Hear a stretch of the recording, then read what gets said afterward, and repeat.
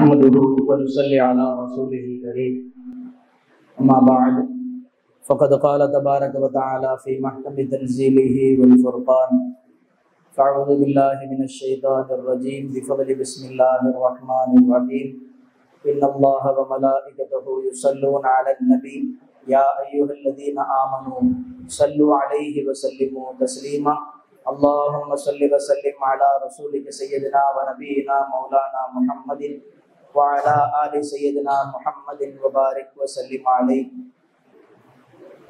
புகழனைத்தும் உலகத்தை படைத்து பரிபாலிக்கும் ரப்பல் இஸ்ஸத் அல்லாஹ் ஜல்ல சுப்ஹானஹு வ தஆலா ஒருவனுக்கே உரித்தாகுக.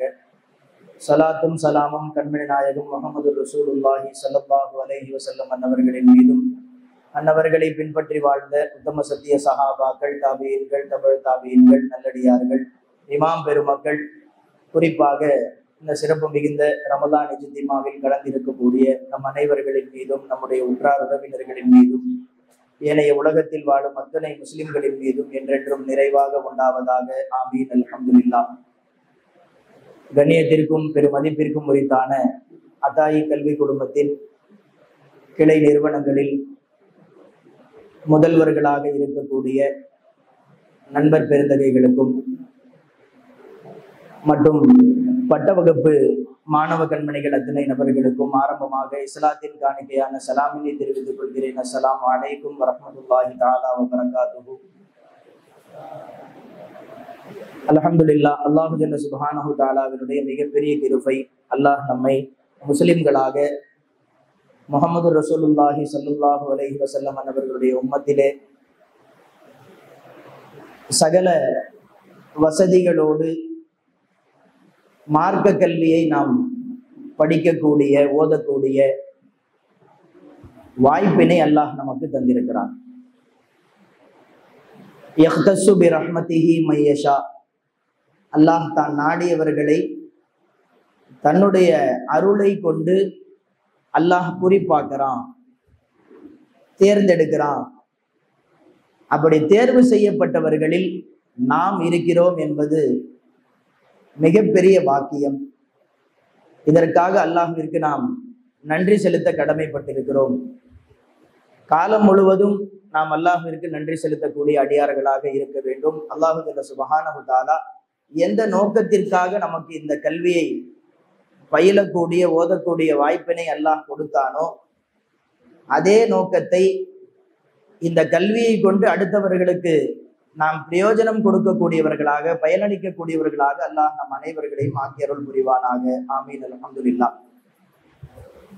மாணவ கண்மணிகளே, நாம ரமலான் இஜ்திமாவினுடைய ஒரு அங்கமாக இஃப்தார் நிகழ்ச்சி அப்படின்னு சொல்லி நம்ம ஒன்று நடத்துறோம். இஃப்தார் நிகழ்ச்சியினுடைய மையக்கரு என்ன அப்படின்னு சொன்னா, அதில தலைவர்களை அழைப்பது என்பது ஒரு புறம் இருந்தாலும், ஆளுமைகளை அழைத்து மாணவர்களுக்கு அவர்களுடைய உபதேசங்களை, ஆலோசனைகளை வழங்க சொல்வது என்பது ஒரு புறம் இருந்தாலும், ரொம்ப அடிப்படையான காரணம் என்னவென்றால் சமய நல்லிணக்கம் அப்படிங்கிறது தான் மெயின் கான்செப்ட். அதுல இஸ்லாமியர்களும் வராங்க. அதனை தாண்டி மாற்று மத சகோதரர்களோடு நம்முடைய உறவு எப்படி இருக்க வேண்டும் அப்படிங்கிறதுக்கு உண்டான எடுத்துக்காட்டு தான் நாம் நடத்தக்கூடிய அந்த நிகழ்வு. ஹஜ்ரத் ரசூல் ஸல்லல்லாஹு அலைஹி வஸல்லம் அவர்கள் மாற்று மத சகோதரர்களோடு எப்படியெல்லாம் தங்களுடைய பழக்க வழக்கங்களை வைத்துக் கொண்டார்கள், அவர்களோடு எப்படியெல்லாம் நடந்தார்கள், அவர்களுக்காக என்னவெல்லாம் செய்தார்கள் அப்படிங்கிறது நாம யோசிக்க வேண்டிய கட்டாய கடமை. இன்னைக்கு நம்மிடத்திலே அதிகம் குறைவாக காணப்படக்கூடிய ஒரு பழக்கம் அப்படின்னு சொன்னா, மாற்று மத சகோதரர்கள் அல்லது நம்மை சார்ந்தவர், நம்மை சாராத ஒரு மனிதரை நம்ம என்ன பண்றதில்லை, பெரிதாக கருதுவதில்லை. ஹஜ்ரத் ரசூல் ஸல்லல்லாஹு அலைஹி வஸல்லம் அவர்கள் அவர்களுடைய காலகட்டத்திலே நுபுவத்துக்கு முன்பும் சரி, நுபுவத்துக்கு பின்னாடியும் பெருமானார் ஸல்லல்லாஹு அலைஹி வஸல்லம் மாற்று மத தோழர்களோடு, மாற்று மத சகோதரர்களோடு அவர்கள் வைத்திருந்த உறவு முறை, பழக்க வழக்கங்கள் என்பது வரலாற்றில் இடம்பெற்றவை. எந்த காலகட்டங்களிலும் எந்த தலைவர்களும் செய்யாத பல காரியங்களை ரசூல் ஸல்லல்லாஹு அலைஹி வஸல்லம் செஞ்சாங்க. நம்ம பெருமானார் ஸல்லல்லாஹு அலைஹி வஸல்லம் வாழ்க்கை வரலாறை படிக்கக்கூடிய மாணவர்களாக இருக்கிறோம். நம்ம படிச்சிருப்போம், நூருல் யகீன்ல வரும், ஹில்ஃபுல் ஃபுதூல் அப்படின்னு சொல்லி பெருமானார் ஸல்லல்லாஹு அலைஹி வஸல்லம் அவர்கள் ஒரு இளைஞர் அணியை வைத்திருந்தார்.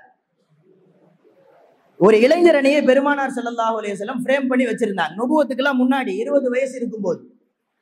அந்த ஹில்ஃபுல் ஃபுதூலினுடைய பணி வேலையே என்னன்னு சொன்னா, எங்கெல்லாம் தேவை ஏற்படுகிறதோ அங்கெல்லாம் சென்று சேவை செய்வதுதான் அவர்களுடைய பணி. யார் யாரெல்லாம் தேவையுடையவர்கள் என்று பார்த்து அவர்களுக்கெல்லாம் உதவுவதுதான் பிரதான பணி. நுபுவத்துக்கு முன்னாடியே ரசூலுல்லாஹ்வுடைய பண்பு இது. பெருமானார் ஸல்லல்லாஹு அலைஹி வஸல்லம் அவங்களுடைய வாழ்க்கையில நம்ம ஆழமா கவனிக்க வேண்டிய ஒரு விஷயம், நுபுவத்து வந்த பிறகு ஒரு மனிதன் சிறந்த மனிதனாக காணப்படுவது, சிறப்பான தலைவராக இருப்பது என்பது அல்லாஹ்வால் கொடுக்கப்படக்கூடிய அருள். ரசூல் ஸல்லல்லாஹு அலைஹி வஸல்லம் அவர்களுக்கு நுபுவத்துக்கு முன்னாலே அல்லாஹ் அந்த பண்புகளை கொடுத்திருந்தார். மிகப்பெரிய வெள்ளப்பெருக்கு ஏற்பட்டு காபத்துல்லா தகர்க்கப்பட்டு அதன் பக்கத்தில் இருக்கக்கூடிய ஹஜருல் அஸ்வது போன்ற கற்கள் எல்லாம் சேதப்படுகிறது. இப்ப இந்த கற்களை எல்லாம், ஹஜருல் அஸ்வது போன்ற கல்லை எல்லாம் சரி செஞ்சு வைக்கிறதுக்கு மக்காவிலே இருக்கக்கூடிய அத்துணை தலைவர்களும் ஒன்று சேர்ந்து இதனை நாம் சரி செய்ய வேண்டும் என்று அவர்களிடத்தில் இருக்கக்கூடிய பணத்தில் சுத்தமான பணத்தை எடுத்து, எந்தவித வட்டியும் கலக்காத, எந்த விதமான ஹராமான வகையில், அதாவது நம்ம அந்த காலத்துல நுபுவத்துக்கு முன்னாடி அவர்கள் எதையெல்லாம் குற்றமாக கருதினார்களோ அவைகளிலிருந்து சம்பாதிக்கப்படாத பணத்தை எல்லாம் ஒன்று சேர்த்து காபத்துல்லாவை அப்படி ரீஃபர்பிஷ் பண்றாங்க, திரும்பி உருவாக்குறாங்க. அப்ப அந்த ஹஜருல் அஸ்வது கல்லை எடுத்து வைப்பதற்காக எல்லா தலைவர்களும் தேர்ந்தெடுத்த ஒரு நபர் ஹஜரத் ரசூலுல்லாஹி ஸல்லல்லாஹு அலைஹி வஸல்லம். எவ்வளவு தூரம் பெருமானார் ஸல்லல்லாஹு அலைஹி வஸல்லம் மற்ற கோத்திரத்தார்களோடு, தன்னுடைய சக சொந்த பந்தங்களோடு எவ்வளவு தூரம் என்ன மாதிரியான அணுகுமுறைகளில் அவர்கள் நடந்திருந்தால் இவ்வளவு பெரிய செயல்பாடுகளை நுபுவத்துக்கு முன்னதாகவே 25 வயது 23 வயது இருக்கக்கூடிய ஒரு வாலிபரிடத்திலே கொடுப்பார்கள். நாம் சிந்தித்து பார்க்க கடமைப்பட்டிருக்கிறோம். நாம் எல்லாம் அடுத்து சமூகத்தை நோக்கிய பயணத்தை நாம் வைத்திருக்கிறோம். நம்ம போய் எங்க வேலை செய்ய போறோம்? ஒரு யதார்த்தமாக சாதாரணமான உலகில் அனைவரும் பயணிக்கக்கூடிய உலகிலே நாம் சென்று வேலை செய்ய இருக்கிறோம். நாம் சென்று நம்முடைய பணிகளை துவங்க இருக்கிறோம் அல்லது சேவைகளை செய்ய இருக்கிறோம். அப்படிப்பட்ட நாம் நம்முடைய உள்ளங்களில் நம்முடைய மார்க்கத்தை தாண்டி மாற்று மத தோழர்களோடு, மாற்று மத சகோதரர்களோடு எப்படிப்பட்ட உறவுகளை நாம் மேற்கொள்ள வேண்டும் என்பதற்கு ரசூல் ஸல்லல்லாஹு அலைஹி வஸல்லம் அவர்கள் நமக்கு காட்டி தந்திருக்கக்கூடிய வழிமுறைகள் ஏராளம். இன்னைக்கு இருக்கக்கூடிய உலக தலைவர்கள் அத்தனை நபர்களுமே, அன்னைக்கு நமக்கு சிறப்பு விருந்தினராக வந்திருந்த பீட்டர் அல்போன்ஸ் கூட ஒரு அழகான ஒரு வார்த்தையை சொன்னார்கள். பெருமானார் ஸல்லல்லாஹு அலைஹி வஸல்லம் அன்னவர்கள் மற்ற கோத்திரத்தார்களோடு செய்து கொண்ட ஒப்பந்தங்கள், அந்த என்னென்ன ஒப்பந்தங்களை ரசூல் ஸல்லல்லாஹு அலைஹி வஸல்லம் நம்ம படிக்கிறோம் இல்லையா? ஹஸ்ரஜ் கூட்டத்தோட ஒரு ஒப்பந்தம் செஞ்சாங்க, முதர் கூட்டத்தோட ஒரு ஒப்பந்தம் செஞ்சாங்க, படிக்கிறோம் இல்லையா? இந்த ஒப்பந்தங்கள் எல்லாம் பெருமானார் ஸல்லல்லாஹு அலைஹி வஸல்லம் அன்னவர்களால் உருவாக்கப்பட்ட ஒப்பந்தங்கள். இன்று வரையில் உலக தலைவர்களால் அது பார்க்கப்படுகிறது. ஹுதைபியான்னு ஒரு ஒப்பந்தம் செஞ்சாங்க ரசூல் ஸல்லல்லாஹு அலைஹி வஸல்லம். இந்த ஹுதைபியா ஒப்பந்தத்தை நீங்கள் படித்து பார்த்தால் தெரியும் எந்த அளவிற்கு ரசூல் ஸல்லல்லாஹு அலைஹி வஸல்லம் இறங்கி சென்றிருக்கிறார்கள், எவ்வளவு தூரம் விட்டு கொடுத்து சென்றிருக்கிறார்கள் என்பதற்கு ஹுதைபியா உடன்படிக்கை ஒரு மிகப்பெரிய, அந்த ஒப்பந்தம் செய்தது என்பது மிகப்பெரிய சான்று. அதுல முதல் பாயிண்ட் என்ன தெரியுமா? எந்த ஒப்பந்தமாக ரசூல் ஸல்லல்லாஹு அலைஹி வஸல்லம் யூதர்களோடோ அல்லது கிறிஸ்தவர்களோடோ யாரோடு ஒப்பந்தம் செய்தாலும் முதல் பாயிண்டா பெருமானார் ஸல்லல்லாஹு அலைஹி வஸல்லம் அன்னவர்கள் குறிப்பிடுவது, உங்களுடைய கடவுளை நீங்கள் சிறப்பாக வழிபடலாம், எங்களுடைய கடவுளை நாங்கள் வழிபடுவோம். இரண்டாவது பாயிண்ட், ரசூல் ஸல்லல்லாஹு அலைஹி வஸல்லம் அன்னவர்கள், உங்களுடைய வணக்க ஸ்தலங்களும் எங்களுடைய வணக்க ஸ்தலங்களும் எல்லா வகைகளிலும் எல்லா நேரங்களிலும் நம் இருவரினுடைய பாதுகாப்பிற்குள் இருக்கும்.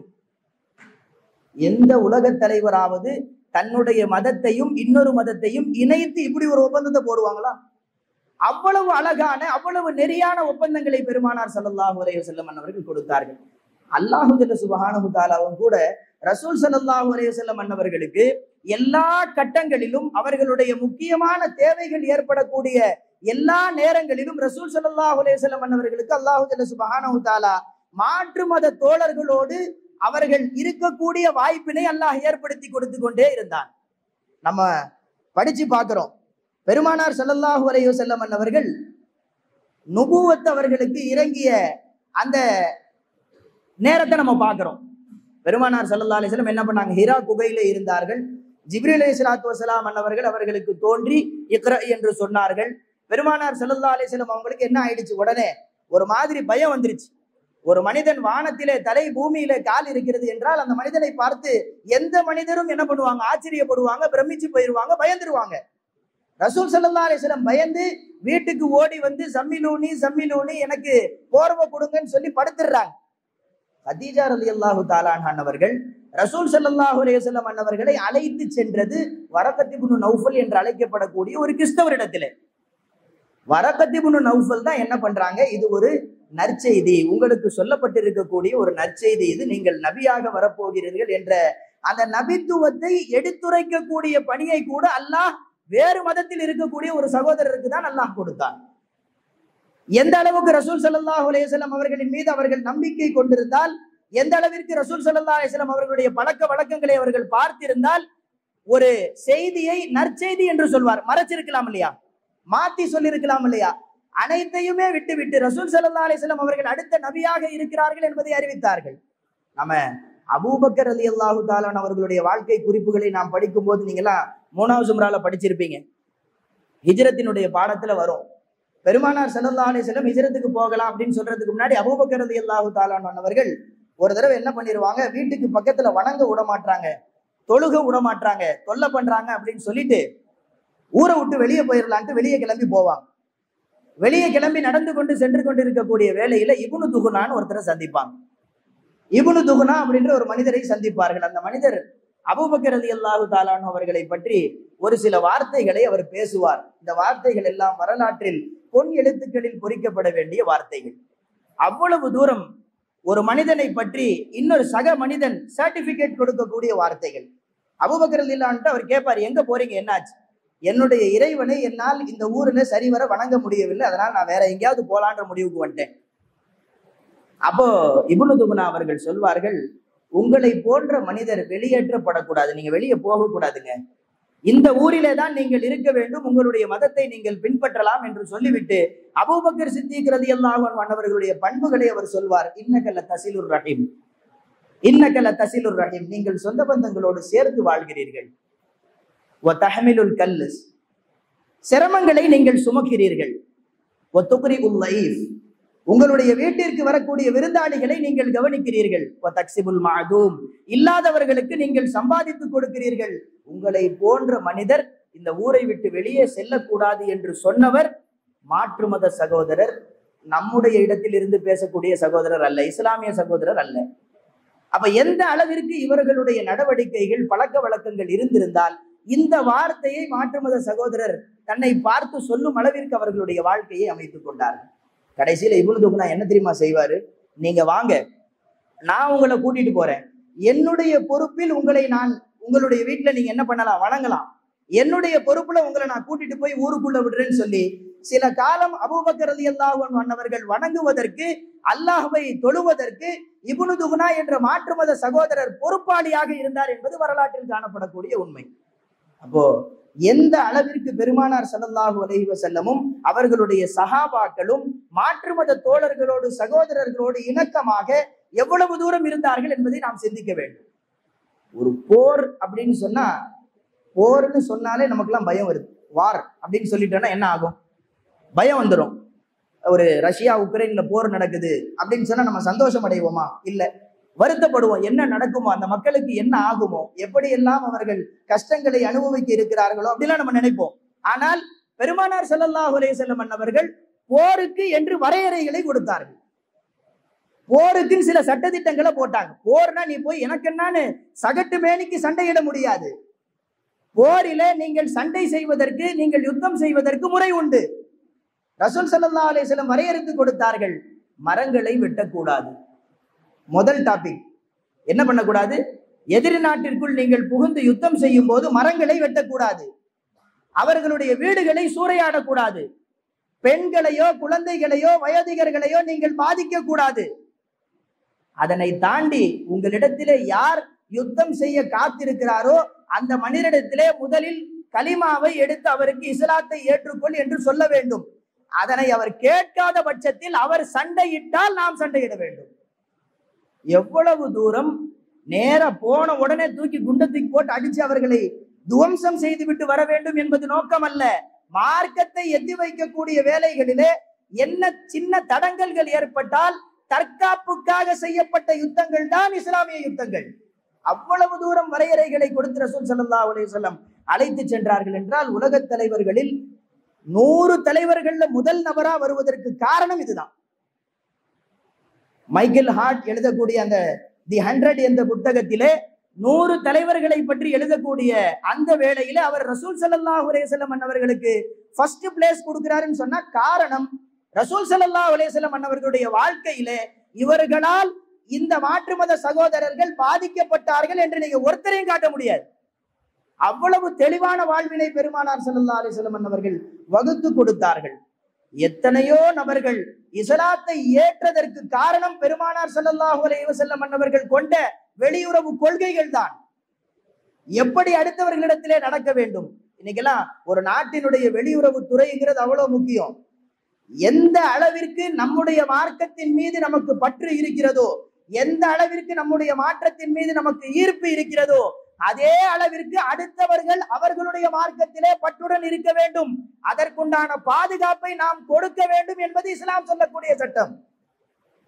அவ்வளவு தூரம் அழுத்தம் திருத்தமாக பெருமானார் ஸல்லல்லாஹு அலைஹி வஸல்லம் அன்னவர்கள் உறவு முறைகளை எப்படியெல்லாம் மாற்று மத தோழர்களோடு நம்முடைய உறவு முறைகள் இருக்க வேண்டும் என்பதை நமக்கு சொல்லிக் கொடுக்கிறார்கள்.